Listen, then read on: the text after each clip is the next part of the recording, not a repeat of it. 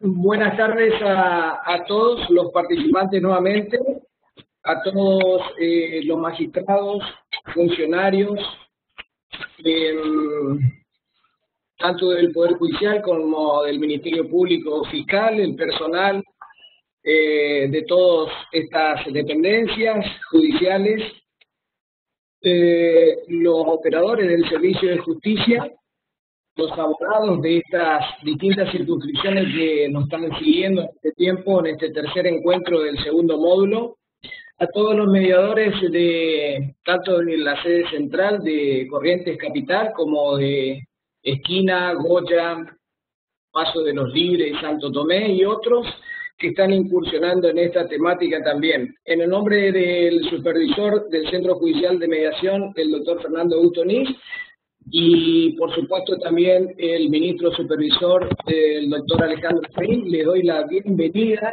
anticipándoles que hoy nos acompaña nuevamente la doctora Susana Velázquez, juntamente con la doctora Nelia Reyardo de la Ciudad Autónoma de Buenos Aires, del Centro Judicial, del Poder Judicial de la Ciudad Autónoma de Buenos Aires, dependiente del Consejo de la Magistratura. Y eventualmente les transmito también la próxima visita que vamos a tener en la próxima clase del día 20 de octubre próximo, con la participación del doctor Fabián Hassan, que es el coordinador de la Oficina de Solución Alternativa de Conflicto del Ministerio Público Fiscal de la provincia de Chubut. Así que sin más que decirles, después de un feriado largo y en el marco del encuentro, aquellos que aman el fútbol también, del encuentro del seleccionado argentino, que casi al final del primer tiempo está logrando un empate en altura, bueno, tenemos el agrado de participar de este encuentro académico que nos transmiten realmente la experiencia de las formas de intervención en este ámbito de la mediación penal, y seguramente las atracciones que podamos encontrar en su aplicación. Cualquier duda y pregunta, por favor, háganlo a través del chat, que serán contestados en la medida de la posibilidad de intervenir de las disertantes. Así que te doy la palabra, Susana, y muchas gracias nuevamente por estar con nosotros. Gracias también al equipo del área de capacitación por este nuevo encuentro, y todas esas personas que no quiero nombrar para no incomodarme, les doy las gracias también por hacer posible este encuentro y este intercambio de experiencias. Muchas gracias y buenas tardes a todos. Susana, tenés la palabra. Ahí está Silvia, ahí la veo. Ahí está la Silvia. ¿Cómo está Silvia? En la ciudad de Ushuaia, que ayer cumplieron años. Ah, mira, no sabía. Bueno, felicitaciones entonces. Bueno, ¿qué tal? ¿Cómo están? Buenas tardes, gracias a todos. Gracias Miguel, gracias al área de capacitación, al Tribunal Superior. Sí, este es un nuevo encuentro, no sé si vamos a disertar, pero sí vamos a contar un poco otra vez a través de nuestras experiencias, ¿no? Esta es la idea, transmitir un poco las experiencias y ir haciendo algún poquito de conceptualizaciones con relación a la mediación penal, por lo menos desde nuestra visión, ¿no? Nosotros habíamos mandado como lectura un artículo del doctor Pablo Díaz, que es parte de nuestro equipo, parte de nuestro cuerpo de abogados mediadores, y queríamos que por favor, a través del chat, como dijo Miguel, pudieran ir volcando un poquitito sus impresiones, lo que vieron, y después vamos a ir redondeando un poco estas características que pusimos acá en esta primera diapositiva. ¿Alguien que quiera ir volcando en el chat algunas apreciaciones sobre el artículo? Si no, hablamos nosotras. Y mientras tanto ellos pueden ir de alguna manera intercambiando en el chat. Bueno, nada, el artículo del doctor Díaz hace como un recorrido interesante, muy desde la práctica, muy desde lo que ocurre, ¿no? a partir de la derivación de los casos a mediación por parte del Ministerio Público Fiscal, y cómo él va encontrando, cómo va desarrollando estas características de la mediación penal, ¿no? Y va tomando como definiciones, de distintos autores y autoras con relación a cada una de estas características. Una de las primeras que pusimos ahí, obviamente, es el tema de la voluntariedad, ¿verdad? Cuando Pablo toma este tema de la voluntariedad, hace referencia a una definición de voluntariedad de Marily Caram, en su libro de práctica de mediación, y allí habla de que consiste en la libertad de las partes para la adopción de sus decisiones de proceso, y que ese concepto se refiere específicamente a la posibilidad que ellas tienen para decidir si concurren o no a la mediación. Claudia, tienes que quitar tu audio. O Raquel. Sí, Raquel le presenta. Bueno, muy buenas tardes. Entonces vamos a dar inicio a esta tercera clase del curso Acceso a la Justicia de las Personas con Discapacidad. En la clase de hoy vamos a escuchar en primer lugar a la doctora Jael Kergenreder, que también es integrante del equipo multidisciplinario de ADAJUS, es decir, del Programa Nacional de Asistencia para las Personas con Discapacidad en sus relaciones con la Administración de Justicia. Así que la escuchamos, doctora Jael. Bueno, muy buenas tardes a todos. Disculpen los inconvenientes técnicos que he tenido, pero bueno, no estoy acostumbrada a este tipo de plataforma. Como comentaba acá, yo soy integrante del equipo de ADAJUS, soy abogada especialista en Derecho de Familia y Discapacidad, y me gustaría que a lo largo de esta disertación pueda haber algún tipo de intercambio con quienes estén del otro lado. Así que en algún que otro momento les voy a pedir que vayan participando, así se hace un poco más dinámico y nos enriquecemos entre todos. ¿Por qué hablo de mujer y discapacidad para comenzar?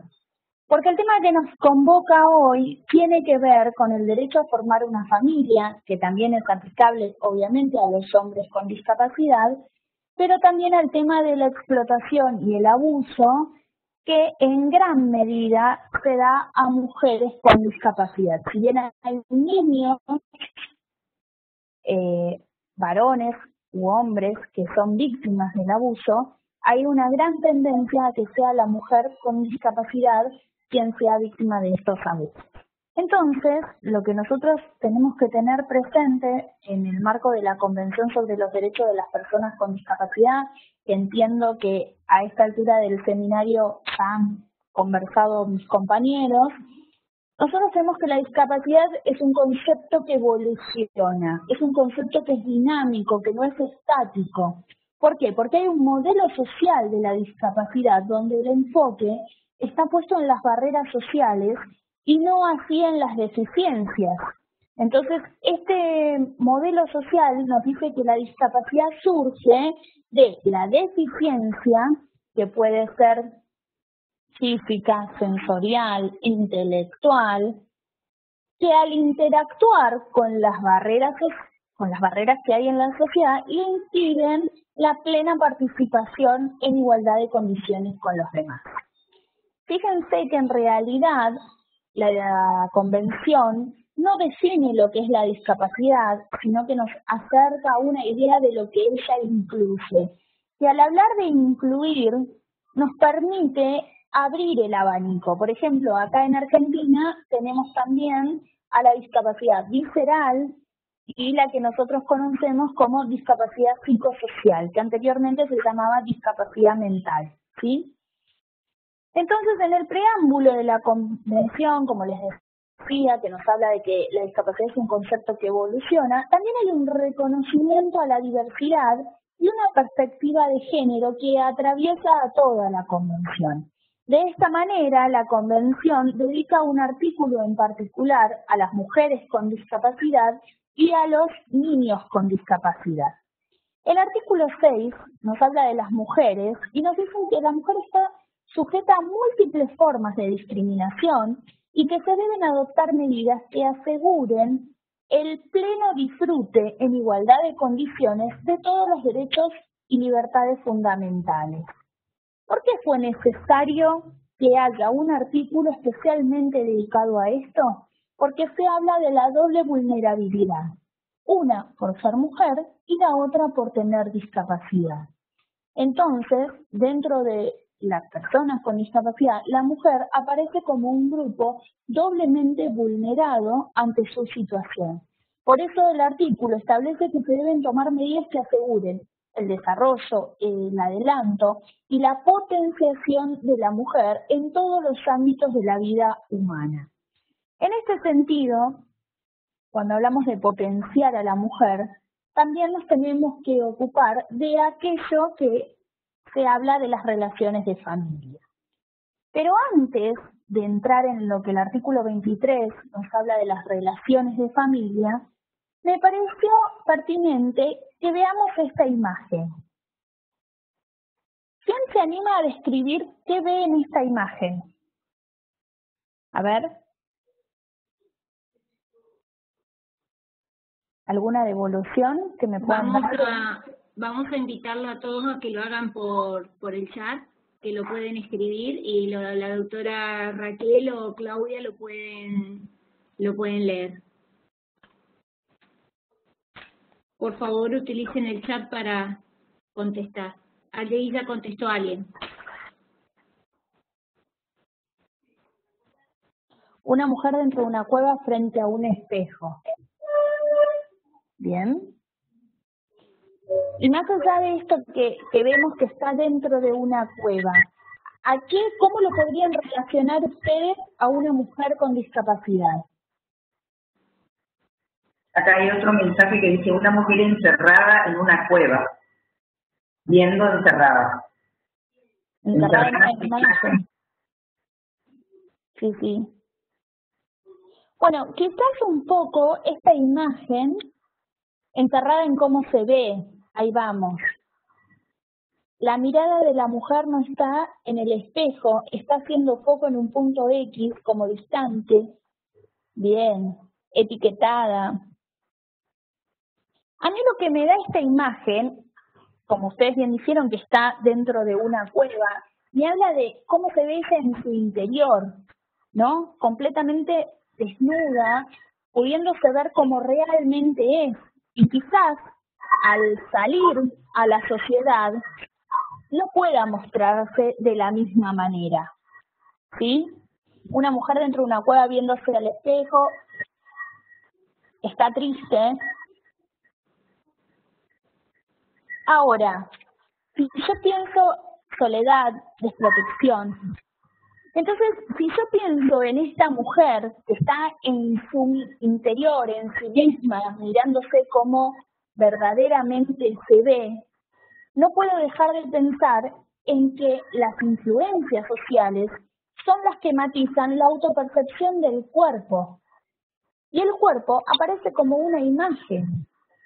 Una mujer con discapacidad física, vamos a poner este ejemplo, que pueda verse en un espejo, quizás no puede sentirse de la misma manera al salir a la sociedad. ¿Pero por qué? Porque hay influencias que nos muestran cómo deberían de ser los cuerpos. Y esas influencias no condicen con la realidad que tiene la mujer en su propio cuerpo, ¿sí? Entonces, ¿por qué creo que es importante hablar de esto? Porque el artículo 23, que ahora lo vamos a ir desarrollando, entre muchas cosas, nos habla de lo que es la sexualidad. Entonces también hay que tener presente que la sexualidad no implica solamente el hecho de mantener relaciones, sino también del cuerpo, y hablar del cuerpo de cómo verdaderamente se ve ese cuerpo frente a los demás. Por eso me pareció pertinente hacer esta pequeña observación de cómo los factores sociales van condicionando la imagen corporal de la mujer con discapacidad. El artículo 23, que nos habla de las relaciones de familia, nos habla de algunos derechos. Entre ellos está el de contraer matrimonio, fundar una familia sobre el consentimiento libre y pleno de los futuros contrayentes, de ser padres y madres, independientemente de cuál fuera el vínculo, puede ser el vínculo biológico, por adopción, tener acceso a una información para la planificación familiar, es decir, que cada persona pueda decidir de manera libre la cantidad de hijos que quiere tener y el tiempo que puede transcurrir entre uno y otro. Asegurarle a la familia que no sea separada contra su voluntad en razón de la discapacidad de uno de los integrantes. Y acá después nos vamos a explicar porque es lo que a menudo observamos en el sistema de justicia. Y que se le brinde una atención alternativa dentro de lo que es la familia extensa, en caso de que no se pueda cuidar al niño con discapacidad. Entonces vamos a ir desmenuzando de a poquito estos derechos que nos habla el artículo 23. ¿Sí? ¿Qué pasa con el consentimiento libre y pleno de los futuros contrayentes? Vamos a pensar una persona con discapacidad intelectual que va al registro a hacer los trámites para querer casarse. ¿Ustedes creen que del otro lado del mostrador no va a tener ningún tipo de barrera y que le van a decir, firme acá, no hay ningún problema? ¿Qué piensan respecto de esto? Pueden ponerlo por el chat si quieren, ¿eh? O si quieren, no sé si te puedes habilitar los micrófonos para hacerlo más ágil, yo no tengo ningún problema. ¿Sí? ¿Qué piensan ustedes de una persona con discapacidad intelectual que vaya al registro civil a completar los formularios para contraer matrimonio? ¿Piensan que no va a tener ningún obstáculo? ¿Podría llegar a tenerlo? ¿Cuál sería ese obstáculo? ¿No podrá iniciar los trámites para contraer?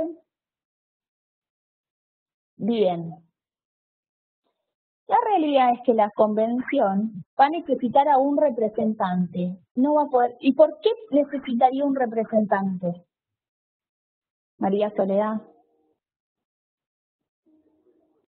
Respecto a su voluntad propia, porque tiene limitada la capacidad. Bueno, vamos entonces a detenernos ahí en el tema de la capacidad jurídica. Nuestro Código Civil y Comercial nos habla que todas las personas somos plenamente capaces y se debe hacer una determinación a esa capacidad, exactamente, la capacidad se presume, se debe hacer una determinación a esa capacidad en aquellos casos en que la persona tenga algún tipo de dificultad. Entonces, el artículo 12 de la Convención nos dice que las personas con discapacidad son plenamente capaces y en el caso de que lo requiera, se deben designar apoyos. Este sistema de apoyo que absorbe el Código Civil a partir de la Convención de los Derechos de las Personas con Discapacidad no es un sistema de sustitución de voluntad, sino que es un sistema de acompañamiento a la persona con discapacidad en la toma de decisiones. Fíjense qué importante que en este proceso de determinación de capacidad se incluye un artículo en el cual el juez debe mantener una entrevista personal con la persona con discapacidad para escuchar cuáles son sus deseos y sus intereses para evitar que haya una influencia indebida, ¿sí? Entonces, si nosotros pensamos que la persona con discapacidad es plenamente capaz, salvo que exista una declaración de una determinación de capacidad. Y en esa sentencia, el juez está obligado a poner para qué casos la persona va a requerir los apoyos. A veces están destinados a cuestiones más del índole de la salud, a veces a la administración de bienes. Entonces, tenemos que correr ese prejuicio de que no tiene capacidad jurídica, porque quizás esa persona no tenga un proceso de determinación de capacidad y no requiera de un sistema de apoyo. Ahora, ¿qué pasa si quienes van al registro tienen una discapacidad física y firman con alguna parte del cuerpo que no son las manos. ¿Creen que podría haber algún tipo de dificultad para ello? ¿Para contraer matrimonio? No. Bueno, yo también pensaba que no, les cuento. Y cuando me fui a casar, en el registro, me hicieron llevar el mismo día que tenía fecha un certificado médico que diga por qué yo había firmado con los pies. Entonces le digo, yo no tengo ningún certificado médico, yo tengo un certificado de discapacidad, pero si yo te llené todos los formularios y te firmé con el pie, ¿cuál sería el problema? Bueno, todo esto 2 horas antes del casamiento, con maquilladora y peluquera encima. Imagínense el ataque que me agarró a mí. No podía ni ejercer derecho de defensa porque estaba completamente colapsada. Fíjense cómo la desinformación de quienes nos reciben pueden generar cuestiones como esta. Finalmente me casé ese día, todo se solucionó, pero no debería haber pasado todo esto. ¿Por qué? Porque es necesario que la gente y los operadores judiciales, porque la gente del registro de alguna manera también lo es, estén informados y se capaciten, que es parte del artículo 13 del cual se da creación a nuestro programa. Exceso ritual manifiesto. Tal cual, hay un desconocimiento de las normas internacionales, totalmente. Pero también puede pasar que haya una persona con discapacidad que para contraer matrimonio requiera de ajustes y de apoyos. Vamos a pensar en una pareja de personas sordas. Si yo les digo esto, ¿qué es lo que creen ustedes que necesita como apoyo? ¿Qué es lo primero que se les viene a la cabeza que una persona sorda requiere como apoyo? Un intérprete en lengua de señas. Un intérprete. Bueno, no siempre la persona sorda se maneja con intérprete en lengua de señas.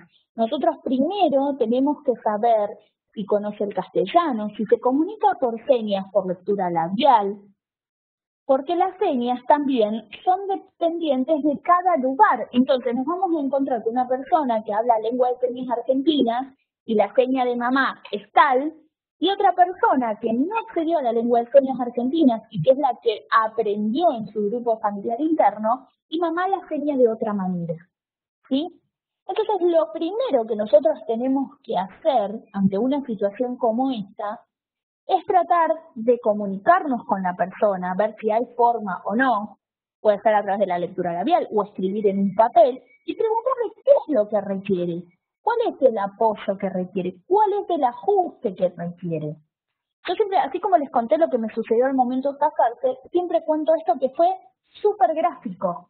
Salgo de una audiencia como abogada privada, fuera de lo que es ADAJUS, me dice, doctora, ¿firme el acta? Sí, por supuesto. Y automáticamente me pone la lapicera en la boca. Entonces yo me corro y digo, no, esperá. Entonces me dice, ¿pero no va a firmar? Sí, pero vos me preguntaste cómo firmo. Yo firmo con los pies, no con la boca. Y ahí volvemos otra vez al estereotipo de que todas las personas con la discapacidad que tengo yo utilizamos la boca como un medio, o que todas las personas sordas solo utilizan la lengua de señas. ¿Sí? Entonces, lo que hay que dejar en claro ante estas situaciones es que es fundamental preguntarle a la persona con discapacidad. Otro de los puntos que nos habla es que tiene que ver el enfoque social y familiar. Nos ha pasado muchísimo en ADAJUS un sobreproteccionismo, una desconfianza, un temor, que hay un prejuicio material. Me llamó una señora desesperada que su hijito se iba a casar. Entonces yo le digo, discúlpeme, ¿qué edad tiene su hijito? 33 años. No es hijito, es un hombre. Y tiene el derecho a ejercer el derecho de matrimonio. No, pero vos no me entendés, me dice. Él es como un nene. No, es un hombre adulto de 33 años que tendrá alguna discapacidad. Le digo, ¿y cuál es el conflicto de que contraiga matrimonio? Es que ella lo puede engañar. Perdón, le digo, una persona sin discapacidad también puede ser víctima del engaño.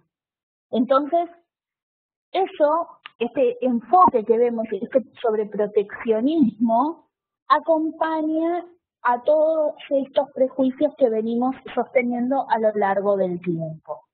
Por eso acá yo utilicé una frase que viene desde una publicación mía del comentario del artículo 23, que tomar una decisión implica asumir un riesgo y elegir nuestro estado civil forma parte del ciclo vital y encuentra relación con los sentimientos. Y las personas con discapacidad también tenemos el derecho a elegir si casarnos o no casarnos, ¿sí? Continuando un poco con el artículo 23,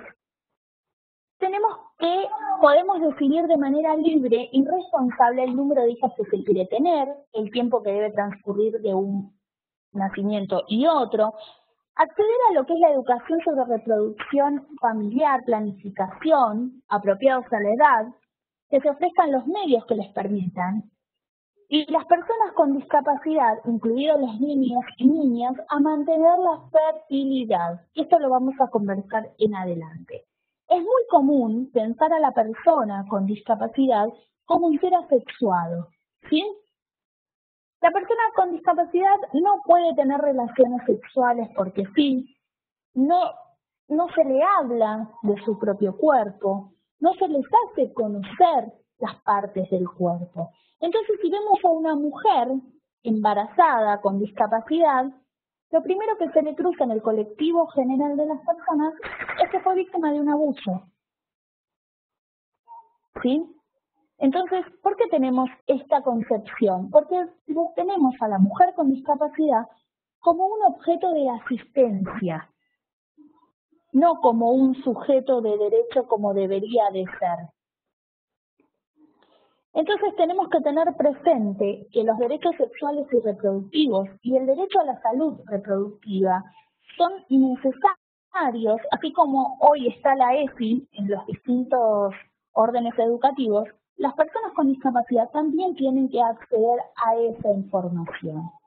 En cuanto a lo que son los apoyos a la maternidad, se habla mucho en derecho de familia de la capacidad de maternar, ¿no? Nosotros nos encontramos con muchísimos casos donde la mujer con discapacidad se le cuestiona si puede ejercer este rol de maternar. Me ha pasado en una ocasión, en un juzgado de Capital Federal, de hablar con su señoría y con la secretaria y decirme, no, bueno, pero esta mujer no sabe ni leer ni escribir y tenía discapacidad.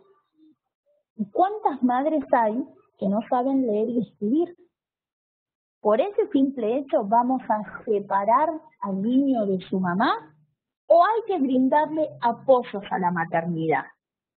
Esos apoyos siempre tratamos de que sean una red de contención, una red continente, pero muchas veces no existe. O nos encontramos que esa red continente también hay personas con discapacidad. Entonces ahí aparece la ausencia del Estado en qué apoyos brindarles. Y no encontramos otra solución más que poner al niño en una situación de adoptabilidad. Y ahí empieza una puja entre el interés superior del niño, y el artículo 23 de la Convención, el derecho a maternar. Hablando siempre de la mujer, ¿no? O a paternar en el caso del hombre con discapacidad. Acá, previo a la Convención, tenemos las normas uniformes, tenemos el comité en el artículo 5, el párrafo 41, la observación general número 9 del comité, que nos habla que se le deben brindar estos apoyos para poder ejercer de manera plena. Otro de los puntos que hablábamos tiene que ver con no quitarle la fertilidad a los niños y niñas. Hemos observado en muchísimos casos que cuando una niña entra ya en una preadolescencia, se han pedido, y yo no sé si esto sucede en Corrientes, me gustaría que me lo compartan si es así, existen peticiones de que se le quiten los órganos, que se haga una contracepción quirúrgica. La realidad es que es bastante fuerte, porque estamos decidiendo a priori sobre un derecho que es personalísimo. ¿Pero por qué? Porque el temor es a que quede embarazada, no es el temor a que sufra como víctima de abuso, no es el temor a que contraiga una enfermedad del orden de las relaciones sexuales. Y si la persona quiere ser mamá, y si la persona quiere enfrentar ese desafío, la verdad que es un tema que se escucha demasiado y lo que tenemos que tener presente acá es qué pasa con estas mujeres con discapacidad, que no es una limitación a su capacidad jurídica también. ¿Sí? Así que bueno, no sé si tienen alguna duda de este artículo 23, creo que es para desglosar en extenso, pero quisimos hacerles como un gran pantallazo de todas las cuestiones y los derechos que se deben proteger. Y ahora Liliana va a continuar hablando sobre lo que es la violencia de las mujeres con discapacidad. Gracias, Jae. Gracias, Jae. Si me pasás la otra filmina, Jae. Bueno, buenas tardes. Mi nombre es, a todas y todos, mi nombre es Liliana Russo, soy psicóloga del programa AJUS y quería hablarles hoy sobre todo lo que es la violencia, el abuso en mujeres y niñas con discapacidad. La verdad es un tema como el de Yael también, el artículo 16, que da para hablar mucho, pero bueno, tratamos de hacerlo lo más sintético posible. En cuanto al artículo 16, yo lo resumí allí como ven, lo que se trata es que los Estados partes protejan a las personas con discapacidad, tanto en el seno de su hogar como fuera de él, de toda forma de explotación, violencia y abuso. Otra parte del artículo lo que habla es que hay que brindarle a las personas con discapacidad asistencia, brindarle asistencia y apoyo, teniendo en cuenta el género y la edad. Fíjense qué importante. Y como dijo Yael, en cuanto a la convención, está atravesada, tiene que haber una transversalidad de lo que es el género, y esto, la discapacidad, la tenemos que transversalizar en todos los aspectos de la vida. Muchas veces no se toma en cuenta el concepto de discapacidad. También se debe brindar, lo dice el artículo, información y educación. ¿Para qué? Para prevenir, para reconocer lo que es la explotación, lo que es el abuso, lo que es la violencia, y para tener herramientas para aquellas personas que han sufrido algún tipo de violencia en cualquiera de sus formas, puedan realizar una denuncia. Ya él dijo algo muy importante, generalmente a las personas con discapacidad se las ve como asexuadas. Bueno, esto no es real, tienen deseo como cualquier otro ser humano. Ahora vamos a ver un poco el concepto de violencia. En realidad no quisimos poner tantas definiciones porque sabemos que las definiciones generalmente las conocemos todos y las encontramos en la ley, ¿no? Es fácil ubicarla. Entonces, ¿qué es la violencia? Cuando nos referimos a violencia, nos estamos refiriendo a una desigualdad de poder, donde hay un alguien que impone la voluntad propia hacia la voluntad de otro. Yo le anulo la voluntad al otro, a la otra persona. Generalmente donde más se ve esto son las relaciones asimétricas, se dan más del hombre hacia la mujer. No quiere decir que no se puedan dar del hombre hacia la mujer. ¿Qué es lo que sucede? Si nosotros desconocemos qué es la violencia es un abuso de poder. Si desconocemos esto y se naturaliza la violencia, no se percibe como tal, estas prácticas pasan a ser costumbre dentro de la sociedad y al desconocerlo, al ser una costumbre, aparecen todas las barreras para realizar su erradicación.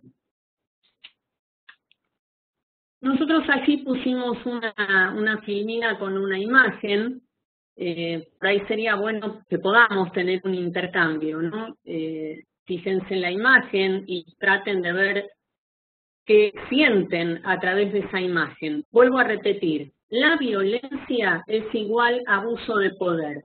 Generalmente cuando ejercemos violencia hacia un otro, ¿qué hacemos con ese otro? Lo cosificamos. No lo consideramos como una persona, como un individuo, sino como un objeto. Al cosificarlo, al verlo como un objeto, es cuando puedo ejercer la violencia. Ahora, si ya acá están las imágenes.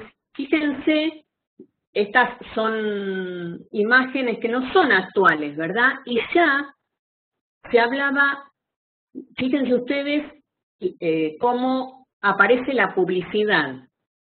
Una nueva generación de ollas y sartenes para una nueva generación de mujeres. Y como si la mujer se sintiera muy contenta frente a una fiesta de Navidad cuando le regalan una aspiradora. Es muy útil, pero esta es la imagen que se brinda. Si querés pasar la otra, Yael.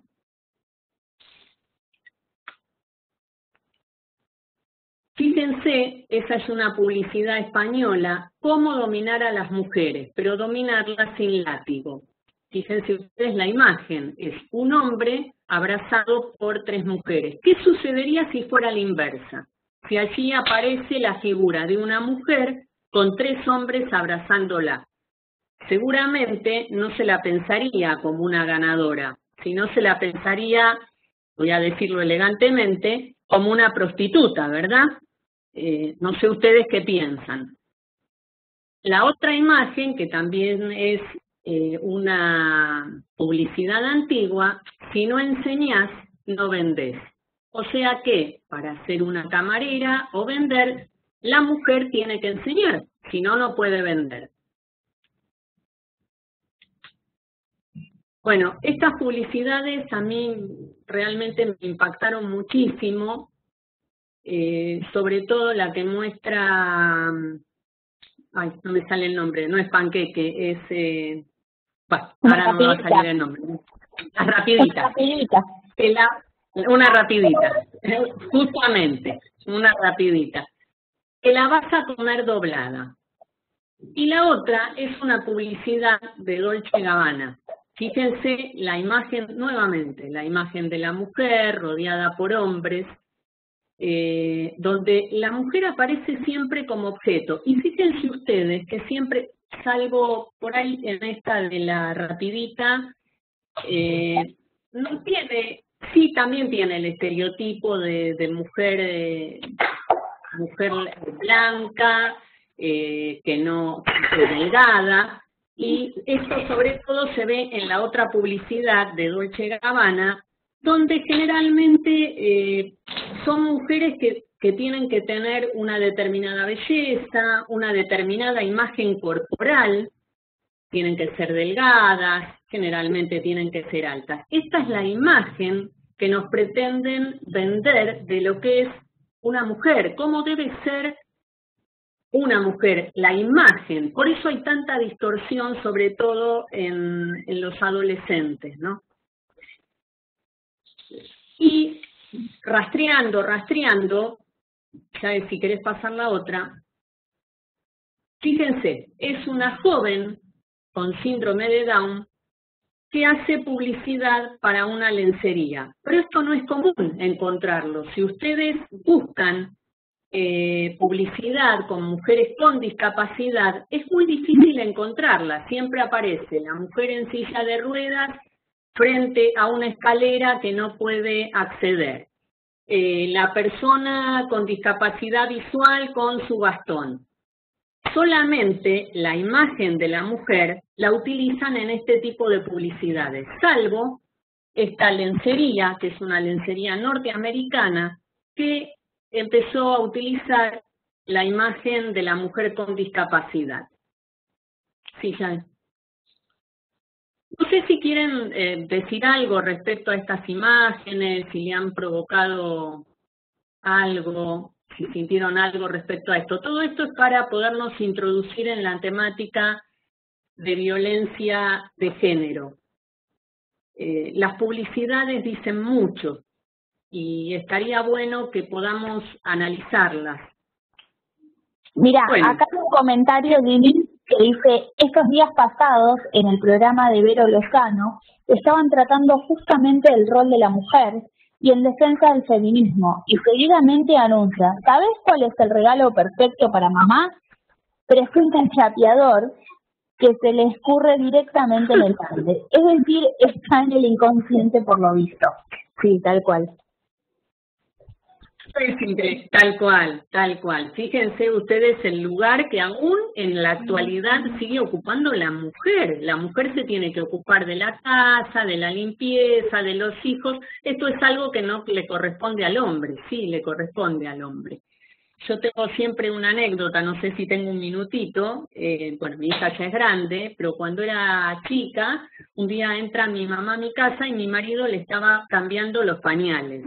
Mi mamá es una persona mayor, no les puedo explicar la cara que puso, y me dice, esas son cosas de hombres. Digo, no, estás equivocada, es tanto de hombres como de mujeres. Bueno, es una anécdota nada más, así como la tuya, ya que me acordé perfectamente del día de tu casamiento. ¿Cómo olvidarlo, no? Sí. Bueno, hay una publicidad nueva que la vi el otro día, pero no recuerdo el producto, capaz que alguien que la vio nos puede ayudar en mi memoria, donde está esto de el hombre que ayuda en la casa.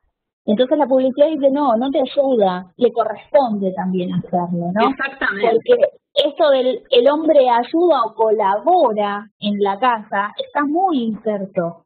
Y la realidad es que las responsabilidades deben de ser parejas para ambos. La responsabilidad es compartida. Esto todavía no se ha instaurado, lamentablemente, en nuestra sociedad bastante machista, ¿no?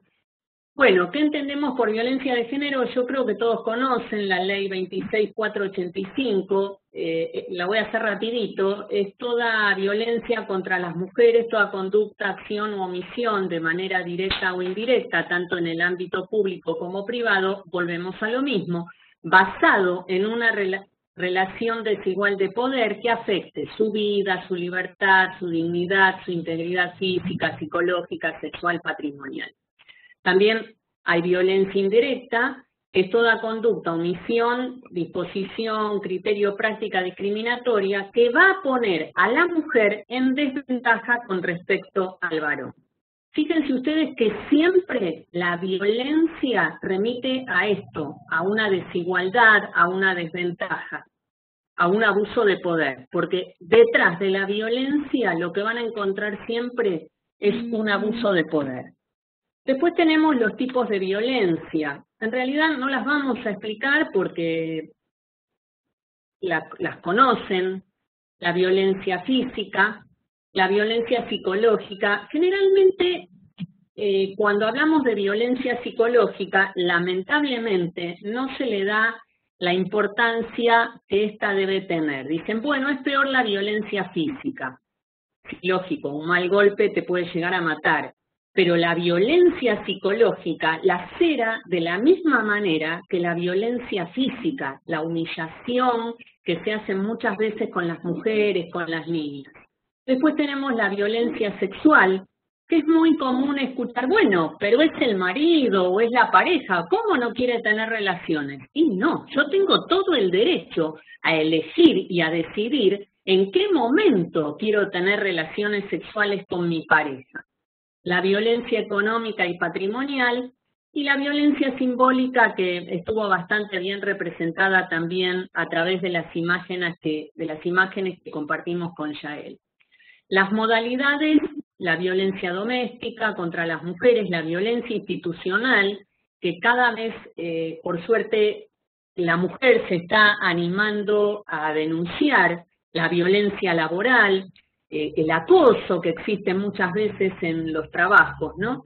La violencia contra la libertad reproductiva, la violencia obstétrica, cuando muchas veces al parir la mujer siente dolor o muchas veces nos podamos poner a llorar o a gritar y se ha escuchado bien que cuando lo hiciste te gustó. Digamos que tendríamos que tratar de erradicar todo ese tipo de comentarios. Y la violencia mediática contra las mujeres. Sí, ya es. No sé si hasta acá hay alguna pregunta y si no, continuamos. Por ahí después podemos entre todos ver qué nos fue pasando, ¿no?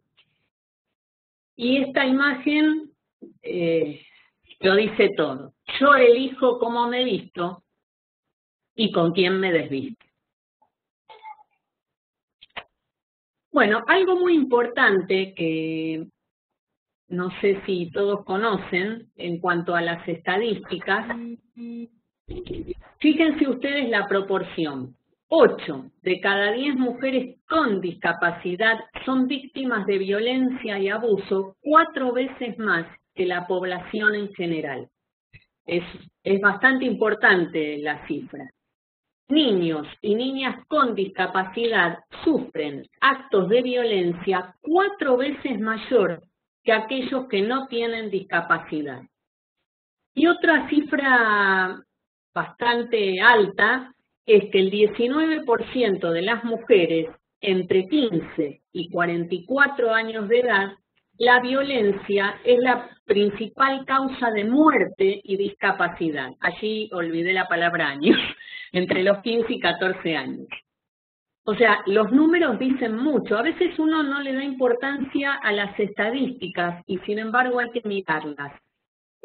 Voy a hacer una acotación. En cuanto, si hablamos de explotación, por ahí si nos queremos remitir a todo lo que es trata de personas, en cuanto a la explotación laboral, la explotación sexual, la mayoría de las estadísticas no revelan la cantidad de personas con discapacidad que son víctimas de explotación.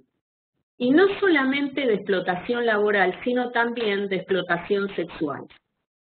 Digamos, por más que lo tratemos de cubrir, esto existe. Sí, ya es. Pasa. Ya la pasé, ¿eh? El abuso sexual. El abuso sexual. Ocurre, bueno, ¿qué es el abuso sexual? Todos sabemos de qué se trata el abuso sexual y ocurre cuando un niño es utilizado para la estimulación sexual de su agresor. Y no solamente esto, sino la gratificación de alguien que está observando. Fíjense cuál es la interacción abusiva, puede ser con o sin acto sexual. Puede haber manoseo, frotamientos, besos sexuales, coito entre muslos, penetración sexual o intento. La penetración puede ser vaginal, oral, anal o bucal. Exhibicionismo, voyerismo, comentarios lascivos. Indagación inapropiada acerca de la intimidad sexual. Muchas veces se hace esto con los adolescentes, sobre todo el grooming, que es contactar a un niño, una niña, un adolescente vía internet simplemente con propósitos sexuales, y la exhibición de pornografía. Justamente con Yael ahora estamos llevando un caso acerca de grooming. Y por otro lado, pensamos que las personas con discapacidad o los niños con discapacidad no son víctimas, sin embargo son víctimas de abuso, de violaciones, y como vimos, 4 veces más que los niños y las niñas y los adolescentes sin discapacidad.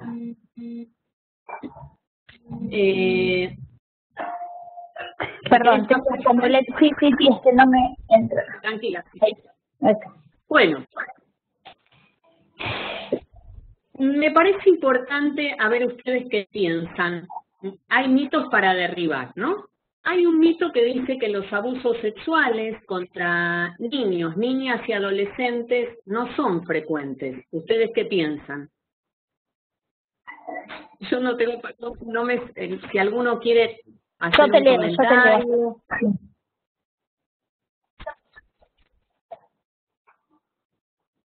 Bueno, mientras los digo y ustedes si quieren me van diciendo si son reales o no.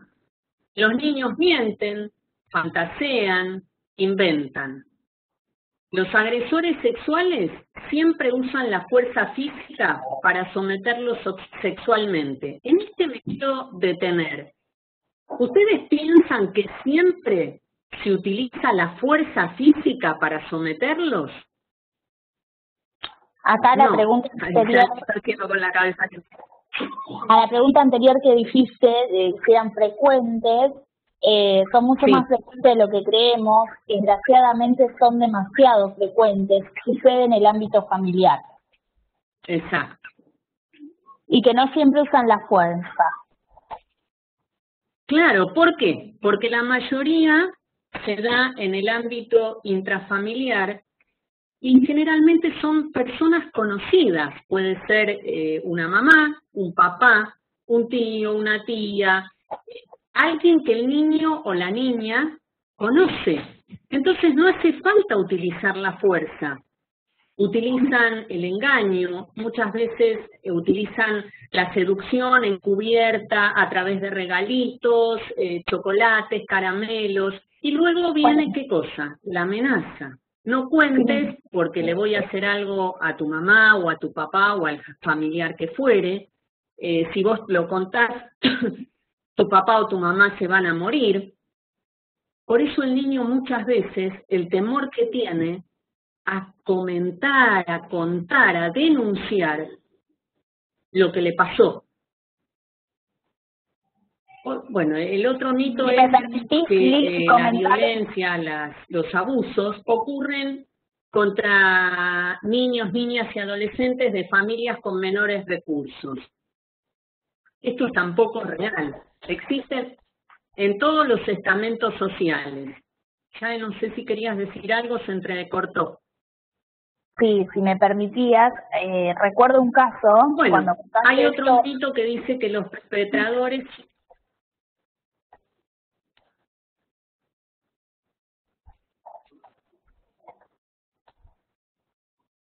¿Estás ahí, Lili?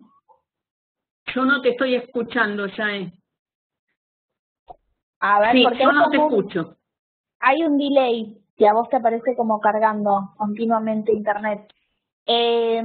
Lo que comentaba respecto a esto que los niños reciben un regalo a cambio, recuerdo un caso que me tocó intervenir por una revinculación que pedía un papá con el niño y el juzgado de familia nos pide que tomemos la entrevista con el niño para ver qué pasaba, porque este nene no quería ver al padre.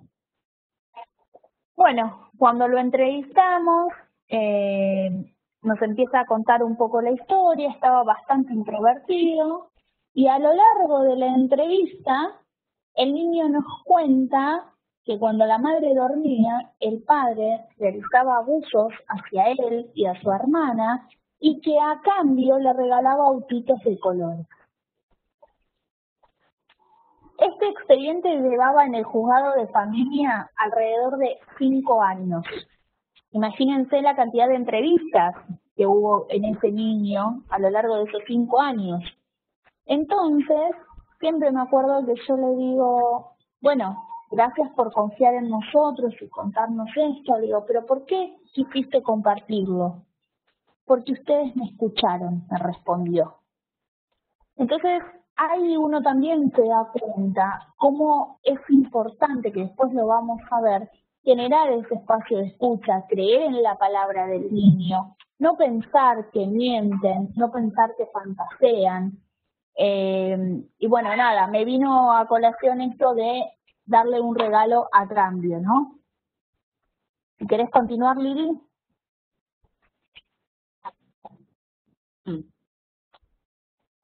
Sí, después dice que los perpetradores, eso ya creo que lo dije, son social y sexualmente desviados, y fíjense cómo se pone, los adolescentes son responsables del abuso por ser seductores. La mirada, la culpa, está puesta en el adolescente.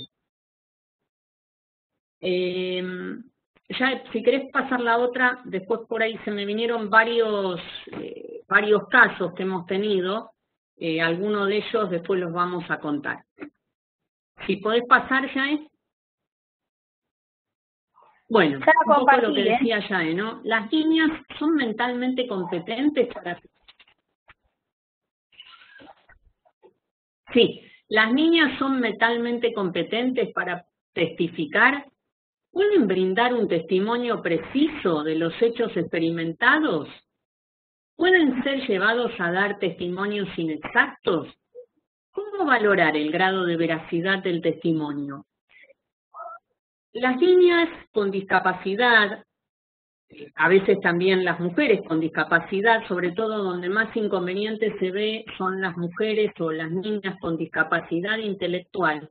Que tengan una discapacidad no quiere decir que no puedan testificar acerca de lo que les pasó, dar testimonio de un hecho vivido. Yo les voy a poner 2 ejemplos. Una joven, más o menos eran de la misma edad, de 14, 15 años, las 2 jóvenes con discapacidad intelectual. Una de ellas puede relatar lo sucedido. Me acuerdo ya de que Milagritos, que fueron a preguntar por una cuestión, creo que era de obra social, y ya y yo más o menos vamos detectando determinadas situaciones. Milagritos había sido abusada por su tío. Nosotras decimos que somos desconfiadas por naturaleza con Yael.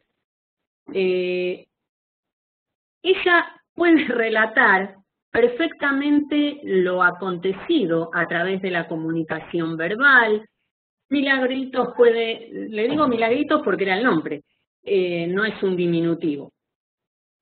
Puede denominar las partes de su cuerpo. Era una adolescente que estaba estimulada, iba al colegio y pudo contar lo que le había sucedido. Inclusive fue a juicio el caso y el señor fue condenado.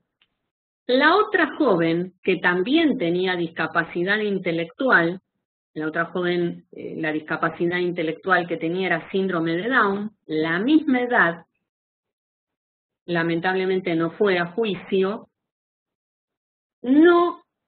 ella pudo relatar lo acontecido, el abuso que había sufrido, a través de la comunicación no verbal. ¿Qué es lo que sucede? Muchas veces no se presta la suficiente atención a todo lo que nos comunica la niña o una persona adulta a través de lo no verbal. El cuerpo habla, es imposible no comunicarse. La joven, nosotras hicimos todo un relevamiento, hicimos una entrevista con la madre, con la hermana, con el hermano, y obtuvimos información, cómo denominaba las partes de su cuerpo, obtuvimos información acerca de qué le gustaba hacer a María, con qué le gustaba jugar. Bueno, y la entrevista que tuvimos con la joven, hubo los materiales con los cuales ella acostumbraba a jugar. Entre ellos, el sapo Pepe, así que conseguimos un sapo Pepe y una zapa, donde a través de los 2 muñecos, María relató los episodios de abuso que había vivido. El problema era, se sabía que había sido dentro de la institución a la cual ella concurría. Ella hizo todo un retroceso, tuvo enuresis, tuvo problemas de alimentación, no quería ir al colegio 2 días en particular. Creo que era, no importa, un martes y un jueves. Se ponía a llorar, no quería ir. Pero no podía nombrar a la persona que había sido. Ella era un apodo que era incomprensible. Creo que no, bueno, cuando hacen la pericia, nosotros hablamos con la psiquiatra y lamentablemente nos dijo que ella sabía muy bien cómo administrar cómo realizar una pericia. Le dijimos que no se trataba de eso, era simplemente de ponernos en contacto, brindar algún tipo, la información que habíamos obtenido, lo rechazó de pleno, y al cabo de 10 minutos que estuvo con la niña, esto contado por la madre, que estuvo nada más que ese tiempo, dijo que ella no podía expedirse por cuanto que la niña no podía comunicarse. Fíjense, cuando uno dispone de tiempo, cuando toma todos los recaudos necesarios para realizar una entrevista, ¿cómo podemos obtener el relato? Quizás no es un relato como estamos acostumbrados, pero es un relato a través de la comunicación no verbal. Por eso cuando nosotros realizamos una intervención con personas con discapacidad, disponemos de tiempo, a veces nos lleva mucho más que una sola entrevista. Cuando nosotros vamos a realizar la entrevista, nos tenemos que dirigir a la persona directamente, llamarla por su nombre, no infantilizarla, evitar tecnicismos. Tenemos que abordar un tema por vez. No completemos las frases, démosle el tiempo necesario para que la persona pueda decir lo que piensa, lo que siente. Muchas veces uno va o presenciamos pericias y no sé, recuerdo una que la joven se sienta, estaba el profesional y le dice, ¿te querés arrimar más al escritorio? Y le corre la silla, sin esperar que responda la joven. Quizás tarda más tiempo. Bueno, es el profesional quien tiene que bancarse, entre comillas, la angustia que a veces produce el silencio, porque esto también lo tenemos que manejar. Ver qué nos pasa con un otro que está frente a nosotros, que tiene una discapacidad. ¿Qué prejuicios tengo? Es importante revisar los prejuicios que nosotros tenemos. ¿O qué postura tomo frente a esa persona con discapacidad? Porque a veces puedo tomar una actitud, como dijo ya él, muy proteccionista, que no sirve, o una actitud de rechazo. El lenguaje debe ser claro, concreto, coloquial. Y tenemos que usar términos y estructuras sencillas, desprovistos de componentes que puedan resultar intimidatorios. Y por sobre todas las cosas, palabras con doble significación. Sí, ya si querés pasar, porque me parece que me estoy pasando de tiempo. Bueno, acá lo que quisimos hacer un poco, lo que es importante para nosotros en cuanto se realizan las pericias a personas con discapacidad, muchas veces un diagnóstico médico, que para nosotros es una discapacidad, puede condicionar la intervención que yo haga con la persona con discapacidad. Es un poco lo que dije, debemos revisar nuestros prejuicios, porque podemos tener rechazo o una actitud paternalista. Somos todos individuos, por lo tanto, yo debo adecuar las entrevistas. Y muchas veces también adecuar las técnicas que voy a administrar. No puedo evaluar sobre una base que está estandarizada. Es conveniente, y esto lo podemos asegurar, hacer una videograbación de todas las instancias del proceso. Y tenemos que asumir que todas las personas con discapacidad, o la mayoría, no todas, la mayoría, tienen capacidad para declarar. Vuelvo a repetir, tenemos que tomarnos más tiempo, tenemos que adecuar las entrevistas para poder obtener un relato. Es fundamental registrar la comunicación no verbal, como lo hacemos con cualquier otra persona, el gesto, cómo se sienta, cómo se para, si tiene una actitud de dolor, de tristeza. Esto ya lo dije, relevar información con figuras significativas, conocer digamos, qué conocimiento tiene acerca de la sexualidad, el repertorio de palabras. Es muy importante muchas veces también conocer... Sí. Perdón, Lili, en ese sentido me acuerdo de la pericia que se le tomó en Cámara Gesell a Milagros, porque una de las frases que pudo expresar Milagros era "Pene tocó vagina". Entonces la defensa del imputado atacó justamente las definiciones que utilizó Milagros, porque por ser una adolescente con discapacidad estaba influenciada, según la defensa, porque no podía conocer ni utilizar palabras como pene y vagina. Entonces, recuerdo que en ese momento, bueno, intervenimos, nosotras estábamos del otro lado del setting, y la profesional que tomaba la entrevista estuvo muy bien, dibujó un cuerpo humano y le hizo nombrar a Milagros cada parte del cuerpo. Cuando terminó de nombrarlas, le dijo, bueno, ¿quién te enseñó todo esto? Y ella agarró y dijo, mi profesora de educación física. De educación. Sin más ni menos, ni siquiera dijo de gimnasia, de educación física. Entonces, a veces, creer, esto también va asociado con lo de la infantilización, ¿no? ¿Por qué una Exacto. persona con discapacidad no puede nombrar pene y vagina? Entonces, bueno. Esto es importante aclararlo. Sí.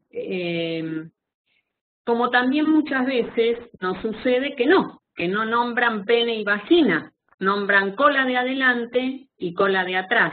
Y tuvimos un caso que también una joven con discapacidad intelectual, que ella hablaba de la piscina de Bobón. Bobón sabíamos que era el nombre que le había dado que le daba, el apodo que utilizaba para el abusador, que nos había dicho la mamá de la joven, pero claro, no sabíamos que era piscina. Entonces, utilizamos técnicas psicodramáticas, también estuvimos interactuando con la joven, llevamos distintos materiales. Cuando ella nombra la palabra piscina, le pedimos si la dibujaba. Ella dibuja y dibuja un pene. Entonces, con el vello púbico. Entonces yo le pregunto para cerciorarme, porque quizás era una inferencia nuestra, que me dijera qué era la piscina, me vuelve a decir. Entonces le digo, ¿me podés mostrar en qué parte del cuerpo está? Sí, entonces muestra la zona genital y dice, no mía, hombre. Fíjense que ella hace la diferencia. Entonces yo digo, ¿y eso qué es? Entonces, como estaba el vello púbico, yo señalo mi cabello, ¿no? No, ese no, el de abajo, el que te mostré. O sea, vuelve a mostrar la zona genital. Repreguntando, haciendo muchas veces que muestren en su propio cuerpo, no tenemos que inferir, son ellos quienes nos tienen que decir. Podríamos estar años pensando qué es la piscina, uno puede inferir qué es la piscina de Bobón, pero ella lo pudo explicar. No pudo decir pene, pero sí hizo toda la explicación. Otra cosa importante, que nosotros nos debemos valer de acontecimientos personales cuando la persona tiene, vieron que generalmente muchas veces sucede que tienen inconvenientes con los tiempos verbales o con lo secuencial de los episodios, y algo de lo que sirve valerse es que nos cuente, o sea, eventos de su propia historia, de su vida, de sus rutinas, las fiestas.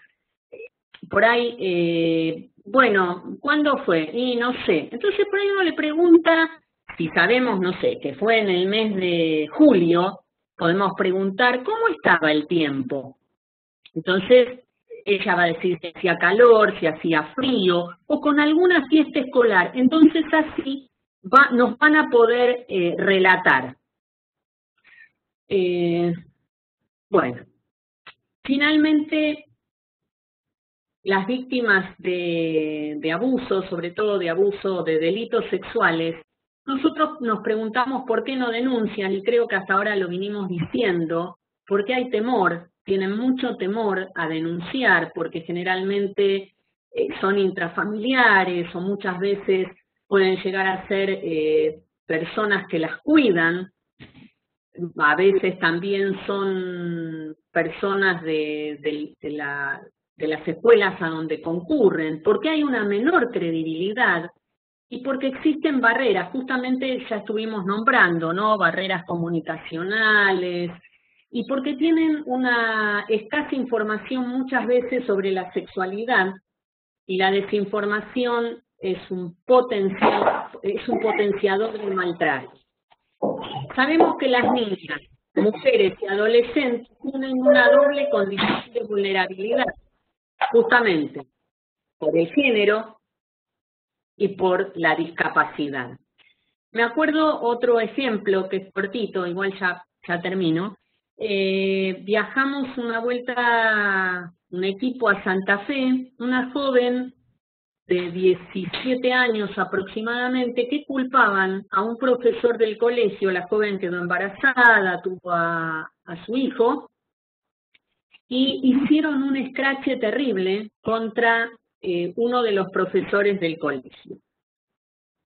Fuimos a conocer el colegio, lo miramos, recorrimos todas las salas, el baño, todo, y era imposible que allí hubiese sucedido algo, porque se veía todo de todos lados. Con este profesor habían ido una vez a un parque, preguntamos cómo era ese parque, nos comentaron también que era imposible que hubiera sucedido en ese parque. Bueno, después de todo esto mantuvimos la entrevista con la joven, muy poca comunicación verbal también, fue muy poco lo que se pudo obtener, pedimos utilizar imágenes de compañeros, de sus familiares, nos dijeron que no. Cuando le preguntamos a la mamá cómo denominaba las partes del cuerpo, nos miró con cara asombrada y nos dice, ¿pero a qué se refiere? Digo, sí, si nos puede explicar cómo denomina, por ejemplo, le digo yo, a la cabeza le dice cabeza, sí, claro. Bueno, a los brazos, a las manos, por supuesto. Entonces le digo, discúlpeme señora, y a la zona genital, a los genitales, ¿cómo los denomina? De eso no hablo con mi hija. Bueno, ahí vemos que, ahí podemos decir que la desinformación es un potenciador de maltrato. Finalmente había sido el abusador uno de sus hermanos, porque sí permitieron analizar el ADN. Fíjense que esa familia puso todo en el afuera, no pudo ver lo que estaba pasando en el adentro. Bueno, me parece que los ejemplos, hay miles de ejemplos para hablar. Y ahora podemos pensar entre todos, nosotros lo pusimos allí, a ver si están de acuerdo o no, o qué opinan. ¿Por qué se da más violencia en niñas y mujeres con discapacidad? Generalmente por la discriminación, por discapacidad, por la falta de información que no permite a las mujeres comprender el abuso y los mecanismos de denuncia que existen. Se las puede informar, le podemos decir, y ellas pueden denunciar, acompañarlas, que puedan comprender que es un abuso, como hacemos con cualquiera de nuestros hijos o hijas. El cuerpo es nuestro, que nadie tiene derecho a tocarlo. En el lenguaje, sí. Recuerdo en esto que hablas de la denuncia, cuando me tocó, nosotros tenemos un teléfono para emergencias y lo vamos rotando. Hace unos años cuando me tocó un llamado en la madrugada que habían encontrado a una adolescente con discapacidad intelectual en Costanera Sur, toda despojada de su ropa, bueno, en condiciones de ser una posible víctima de abuso. Entonces recuerdo que la fiscal me habla y me dice, bueno, yo le tomé la declaración a la madre. ¿Y por qué a la madre? Le digo yo. Y no, si ella tiene discapacidad, por más que me diga algo, yo no sé qué me está diciendo. Pero que la madre estaba en el momento del hecho, la madre puede dar fe de lo que pasó, de ninguna manera le digo. Bueno, y ahí con la articulación de Adajuz y demás, logramos que sea la propia adolescente con discapacidad la que lleve adelante esa denuncia. Pero acá volvemos otra vez al desconocimiento por parte de los operadores de justicia, nada más ni nada menos que la fiscal de la causa. Recuerdo ese caso ya, y claro, los prejuicios, cómo nos atraviesan los prejuicios es terrible, ¿no? Pensar que una persona porque tiene una determinada discapacidad no va a poder relatar lo que le sucedió. Bueno, temor, tienen menos recursos para defenderse físicamente en algunos casos, en otros no. Dificultad para expresar los malos tratos debido justamente a muchas veces a problemas de comunicación, hay una mayor dependencia de la asistencia y cuidados de otros, por eso decimos que muchas veces son los cuidadores los que abusan de las personas con discapacidad. Y también hay un miedo a denunciar frente a la posibilidad de la pérdida de vínculos y cuidados propios, y por supuesto lo que decimos siempre, una menor credibilidad frente a algunos estamentos sociales. Después, si quieren, charlamos sobre esto, y hay una frase que a mí me encanta, que es de la directora general de la OMS, y a él también le gusta mucho esta frase, que dice lo siguiente: la violencia es una constante en la vida de gran número de personas en todo el mundo, y nos afecta a todos y a todas de un modo u otro. Para muchos, muchas, permanecer a salvo consiste en cerrar puertas y ventanas y evitar los lugares peligrosos. Para otros, otras, en cambio, no hay escapatoria, porque la amenaza de la violencia está detrás de esas puertas, oculta a las de los demás, a los ojos de las y los demás. Y para quienes viven en medio de guerras y conflictos, la violencia impregna todos los aspectos de la vida. La verdad es contundente, ¿no? Creo que lo dice todo. Y había una frase que es anónima, que habla justamente sobre los miedos infantiles, o que a veces no le creen a los niños, que no les creemos, bueno, nosotros aquí les creemos, ¿no? Pero aquellos que no creen a los niños, escúchenlos, a las niñas, a los niños, hay que escucharlos, hay que tratar de ver de qué manera nos podemos comunicar con ellos, cómo pueden relatar aquello que les está pasando, observar los cambios de conducta. ¿Por qué tuvo este cambio de conducta? Entonces empezar a preguntar, no tenemos que tener miedo a la pregunta, y ahí vamos a descubrir qué es lo que está pasando. Lo mismo los profesionales, utilizar siempre la repregunta, valerse de todos los medios que tengamos a nuestro alcance para poder obtener un relato de estas víctimas. Y tomar en cuenta que no solamente la comunicación es verbal, tomar muy en cuenta la comunicación no verbal. Y algo que siempre lo decimos y lo vamos a recalcar, que la violencia siempre es una violación de derechos humanos, es un delito y es siempre inaceptable. Bueno, no sé si quieren hacer alguna pregunta, algo que comentar. Es un tema que da para mucho más, tenemos muchos más ejemplos, pero se nos acaba el tiempo, ¿no, Yael? Y aparte sería interesante si usted... En el chat compartieron, Lili, que es triste reconocer que la violencia en niños, niñas y adolescentes, sean discapacitados o no, parte de la falta de educación adecuada. Y más triste aún que los operadores encargados de defenderlos muchas veces no lo hagan con la diligencia que la investidura les exige. Tal cual. Estoy de acuerdo. A ver, por supuesto que no siempre, digamos, hay quienes trabajan adecuadamente y le creen a los niños, y muchas veces tomen en cuenta que en el relato un niño, de acuerdo a la edad que tiene, es de la manera que va a contar, y nos damos cuenta que si no lo vio o no le sucedió, no puede estar hablando de lo que habla. No, con un niño de 4 o 5 años no conoce sobre cómo es una relación sexual, y si te lo está contando es porque lo vivió o lo presenció. O sea, hay una etapa evolutiva en el individuo, vamos pasando por distintas etapas y es el conocimiento que vamos teniendo de la sexualidad, bueno, de infinidad de cosas, ¿no? No sé si algo más, si alguien quiere hacer alguna pregunta, algún comentario. Yo, si me permitís hacer el agregado, Sí, un intercambio, ¿no? ¿Cómo está? sí, ahí alguien me escribe Yael, pero bueno, no, si me permitís hacer un comentario, nosotras tenemos una causa también con Lili, porque tomamos casi todas las que tienen que ver con esta temática juntas, de un niño que fue abusado por su madre. Su madre filmaba estos videos y los distribuía como pornografía infantil.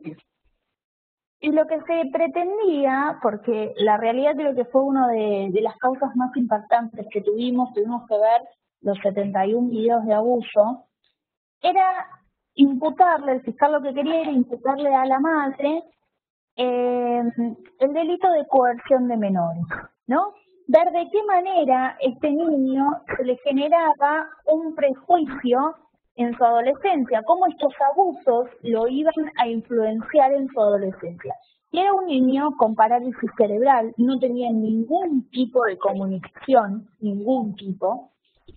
Entonces nosotros, con todo el equipo de Adajus, porque esto lo hicimos extensivo prácticamente a todo el equipo, tuvimos que ver estos videos y se pudo observar de manera clara cómo el niño, a través de la comunicación no verbal, con sus manos, y como podía, porque estamos hablando de una parálisis cerebral, corría a la madre, le corría o la mano o le corría la cara, sin entrar en mayores detalles, ¿no? Entonces, la importancia que reviste la comunicación no verbal, porque el abuso estaba claro y recontraprobado con todos los videos. Ahora, ¿de qué manera puede influenciar esto en la adolescencia? Que es un poco lo que nos preguntaba la Fiscalía. Y quizás esto podría perjudicarlo al momento de que esta persona tenga que contar de por vida con un cuidador, y ese cuidador le tenga que cambiar un pañal, lo tenga que asistir para bañarlo. Entonces, ¿cómo eso iba a repercutir en su vida?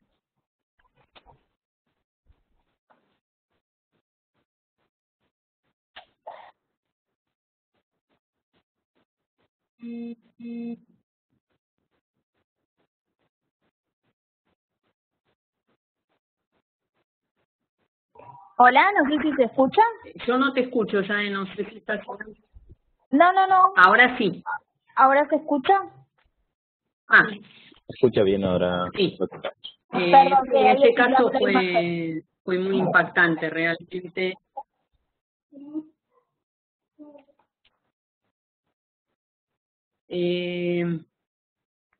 Como casos tenemos muchos casos, ¿no?, para contar, y también algo que me gustaría, no sé si quedan unos minutitos, de recalcar es tomar en cuenta que frente a nosotros un sujeto de derecho, y que le pasan las mismas cosas, tienen los mismos sentimientos, los mismos deseos, una persona con discapacidad como una persona sin discapacidad. Es fundamental que tengan conocimientos de la sexualidad, de cómo cuidar su cuerpo. No hay que tener miedo de hablar sobre sexualidad, si no suceden estas cosas, ¿no? Bueno, yo ahora no escucho a nadie, ya no sé si estás ahí. Sí, Hola. Se está escuchando perfectamente, se está escuchando perfectamente. Se escucha muy bien. Bueno, ¿alguien tiene alguna consulta para hacernos? Yael, ¿Sí? con respecto al, no me acuerdo bien el caso, pero la Corte Suprema ordena restituir un chico a su madre que tenía retraso madurativo. No recuerdo el nombre del caso, pero lo había escuchado en una de las charlas de Adajus. No sé si vos tenés presente como para comentar puntualmente de qué se trató. No sé quién te lo... No, la verdad es que así... El nombre justo no me lo estoy acordando. La realidad es que hay varios casos en los que fuimos interviniendo y bueno, ahora sí a grandes rasgos se me escapa, pero prometo buscarlo, y si vos querés, ¿qué necesitas? ¿Los autos de fallo? No, es para ejemplificar, digamos, la situación, porque en este caso era la abuela, o sea, la mamá de la persona con discapacidad la que reclama porque su hija era incapaz de ser madre. Y primero le dan al niño a la abuela y después se plantea, la corte ordena que se le restituya al niño a su madre, digamos, con discapacidad. Pero no estoy recordando lamentablemente el nombre. La realidad, yo encima para los nombres soy indígena. No, yo tampoco recuerdo. Pero Yo la tampoco, realidad es que... creo que ese caso lo llevó Daniel, si mal no recuerdo, ¿puede ser? Puede ser. La verdad es que hay una infinidad de casos en las que tenemos esta situación donde siempre hay... Bueno, sin ir más lejos, con Liliana tenemos uno ahora en la provincia de Tucumán también, donde es una confluencia de todo, de maltrato, de abuso, de situación de adoptabilidad, la madre y la niña con discapacidad, una abuela que se hace cargo pero a la vez no le ejerce los cuidados. Bueno, la verdad que ese caso tiene como todas las aristas. Sí. Pero bueno, no, perdón, puntualmente no recuerdo ahora el caso que me estás comentando. Perdón, ¿sabes? Acá en Corrientes, me acordé de algo, ¿no? Sí. Acá en Corrientes tenemos varias situaciones. En este caso hay muchas asesoras de menores que están acá en esta capacitación, están como asistentes. No sé si alguna quiere contar algún caso en especial. Hay muchas situaciones que se han vivido, inclusive hace poco hubo un caso donde precisamente se le devolvió a la madre la criatura, invocándose derecho, ¿no es cierto?, a la restitución a su familia, y sobre todo a quien es su madre, y a los 2 días esa criatura otra vez fue golpeada, violada, maltratada. Hay muchas situaciones. Yo creo que el trabajo interdisciplinario es lo que nos puede acercar realmente a comprender, a saber tratar en estos casos, porque la gran mayoría de los que están tomando decisiones son abogados, así que el acompañamiento de los licenciados en psicología, los psiquiatras, de los intérpretes, la verdad que eso colabora muchísimo, y sobre todo estas actividades así que nos sensibilizan, que nos refrescan la memoria, que nos ayudan a realmente comprender lo que es la letra de la ley, y sobre todo cuando recurrimos a los casos que nos golpean. Así que eso les quería comentar acá, y veo muchas asesoras de menores que deben pasar por infinidad de situaciones de este tipo todo el tiempo, y deben ser muy bravas las situaciones. Así que la verdad que muy agradecida que nos sensibilicen, nos han también mostrado lo que es abordar a un chico con discapacidad, a un niño, digamos, porque se necesitan realmente herramientas especiales que no todos estamos, digamos, en conocimiento. Así que muchísimas gracias. No sé si hay alguna asesora que quiere consultar en privado, me han agradecido, me pidieron por favor que vengan a Corrientes. Esta manera nos ha permitido que mucha gente del interior nos esté escuchando, y eso también es valedero.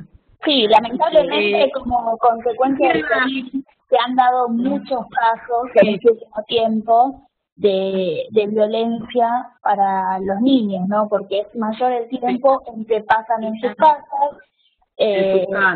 no tienen la posibilidad de concurrir a la escuela, que es uno de los lugares donde primero se advierten estas situaciones.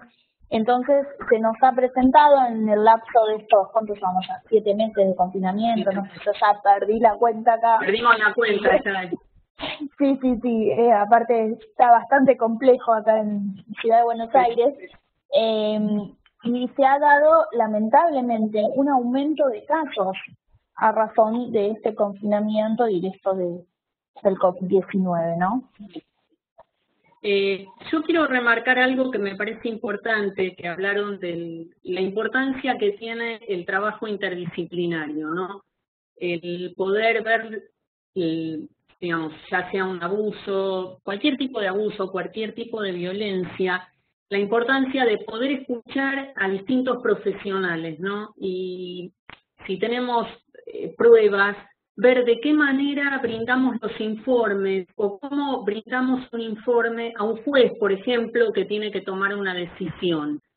Bueno, lamentablemente no lo tengo acá, pero hemos leído un informe que lo llevamos una vuelta, me acuerdo, en una charla que hemos dado era para el Colegio de Abogados, si mal no recuerdo.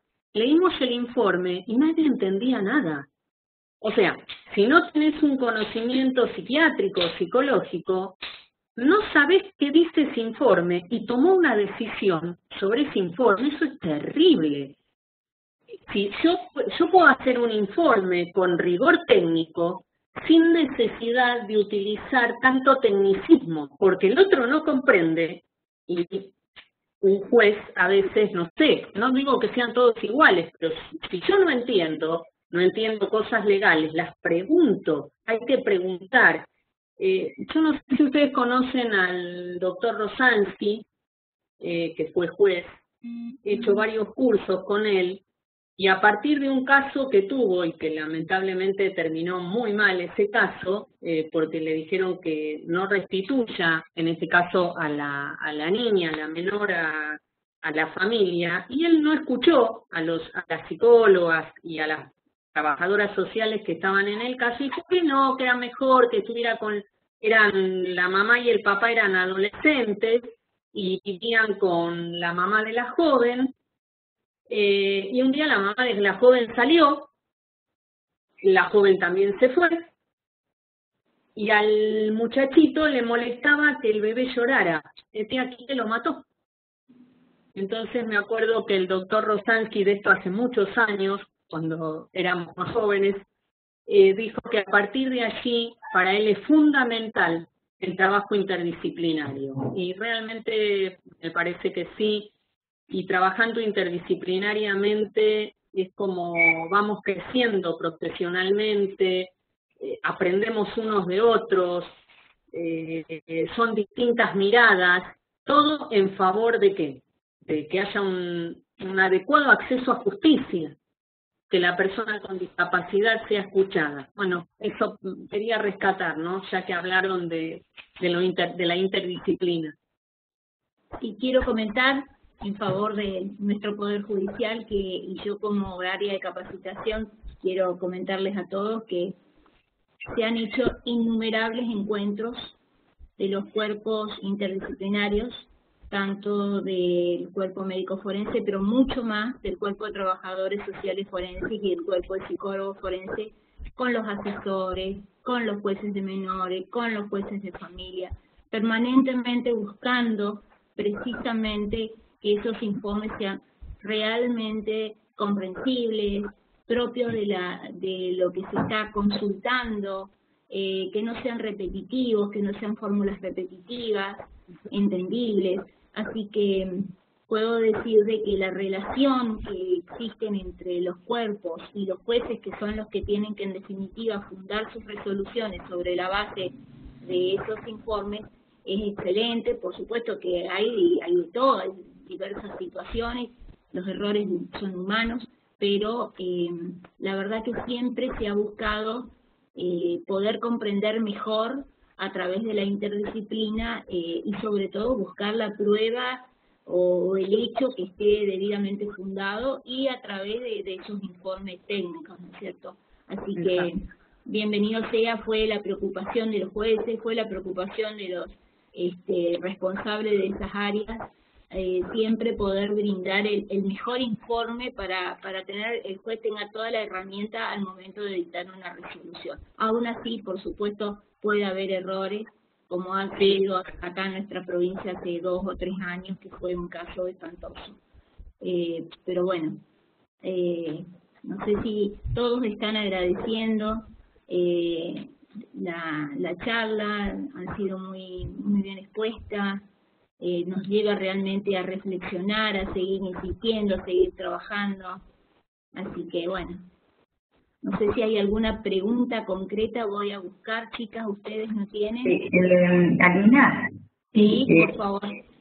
Sí, yo quería hacerles una pregunta, bueno, a la doctora Yael o a la licenciada, como para que nosotros, los operadores de justicia, y para que nos informen cómo es el procedimiento, digamos, para la intervención de los profesionales del equipo de AJUS, porque escuché que han comentado casos de distintas provincias. Entonces, ¿cómo es el procedimiento para solicitarles la intervención para que nos puedan... Bien. Bueno, ¿Ahí se escucha bien? Sí, ya. Bueno, perdón que se escucha de fondo mi niño, pero bueno, es parte del confinamiento, es el trabajo con niños. Se me fue complicando.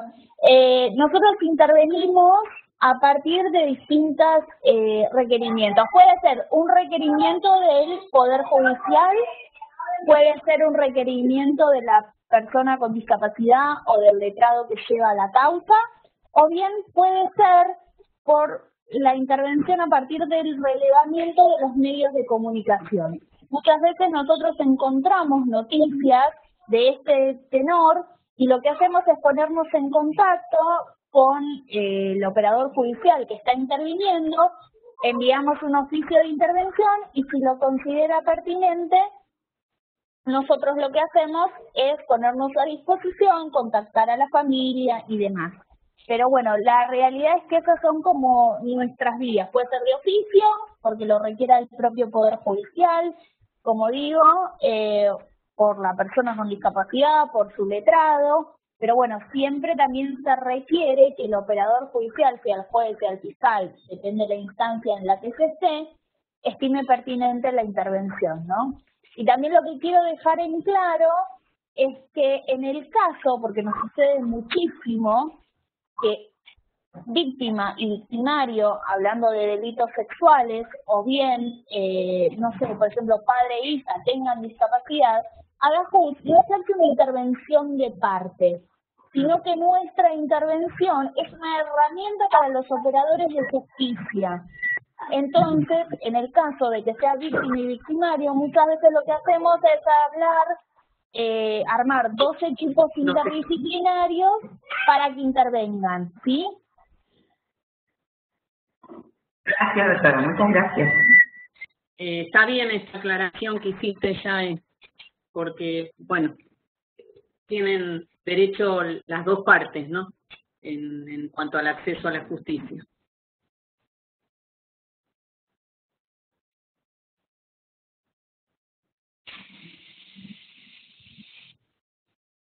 Sí, es precisamente una de las consultas que me hicieron de manera privada. ¿Cómo intervienen ustedes? Les dije que siempre todos los PowerPoint terminaban con sus correos electrónicos, sus teléfonos, así que la verdad que es muy útil, muy útil la colaboración. Siempre hay situaciones que son muy escabrosas, muy difíciles, complicadas, así que bien vale también la colaboración, ¿no? Sí, y en esto una vez más el COVID nos enfrenta a distintos desafíos de intervención, porque no tenemos la posibilidad de viajar como sucedía antes, entonces ahora lo que estamos viendo es de trabajar de manera conjunta, a veces hacemos a través de la plataforma Zoom, a veces hacemos videollamada y Zoom, porque hay que ver, depende de la discapacidad de la persona, cómo se comunica, cuáles son los recursos que cuenta la persona. Me pasó en un control de legalidad que la intérprete hizo una videollamada con el padre que era sordo y por Zoom, una de las psicólogas y yo observábamos la comunicación que tenía el intérprete con la videollamada. Porque si nosotros ponemos a la persona con discapacidad auditiva en el Zoom, al ver distintas caras, vieron que el Zoom o este sistema también va cambiando en función de quién habla, lo dispersa y no puede continuar la comunicación con quien le está haciendo las señas. Entonces, bueno, la realidad es que hay que apelar a la creatividad en estos tiempos y viendo de qué manera poder intervenir bajo la modalidad virtual. Así es. Sí, acá tenemos un caso en el que ya hace un tiempo una juez directamente decidió comunicarse por WhatsApp con quien era, digamos, con hipoacúsico, y solucionó el problema rapidísimo de esa manera. Le escribía, le preguntaba y contestaba, es decir, porque si tenía que traer al intérprete y demás, era una complicación. Sí, lo que pasa es que en esos casos lo que hay que tener cuidado es que quizás la persona sí se comunique porque conoce el castellano, pero desconoce los efectos jurídicos de la causa que versa sobre él.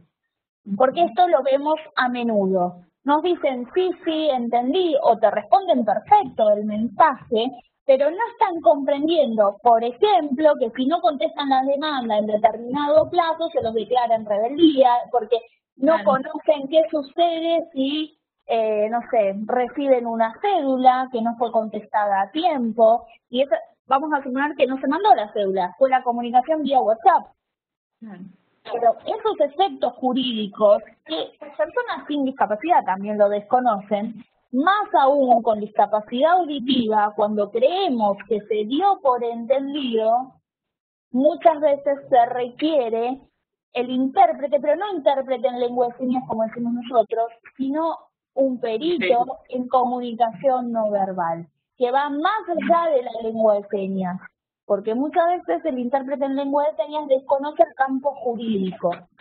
Nos ha pasado, a modo de ejemplo rápido y conciso para cerrar, una intérprete que decía, nosotros solemos decir mucho los abogados, en el marco de la ley, no sé, tal, ¿no?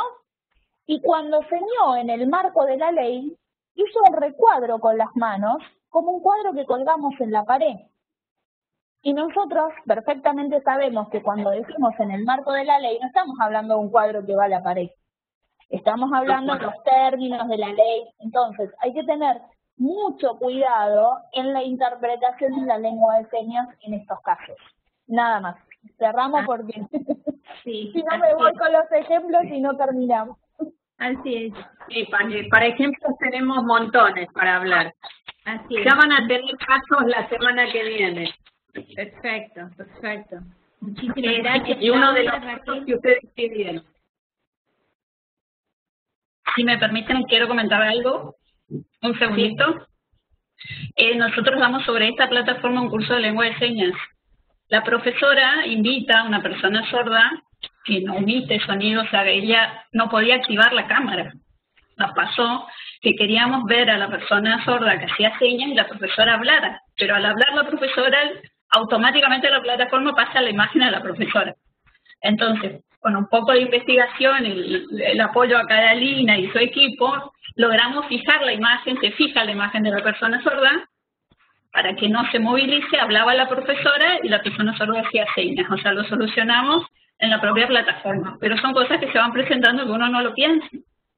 La persona no hablaba y no activaba la cámara. O sea, son situaciones que sobre la realidad hay que tratar de ver las alternativas, pero se puede.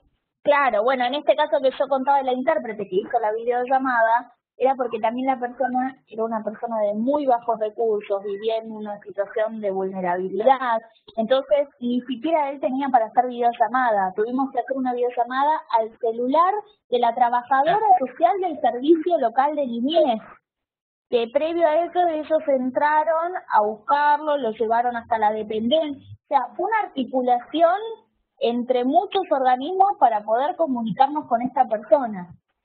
Es bastante complejo todo, pero bueno, se puede hacer, con creatividad se puede hacer. Sí, aparte el Zoom también hemos presenciado entrevistas a personas inclusive con discapacidad intelectual, una niña víctima de abuso. Bueno, se apagan las cámaras para que la persona no se distraiga, ¿no? Pero sí, se sigue trabajando.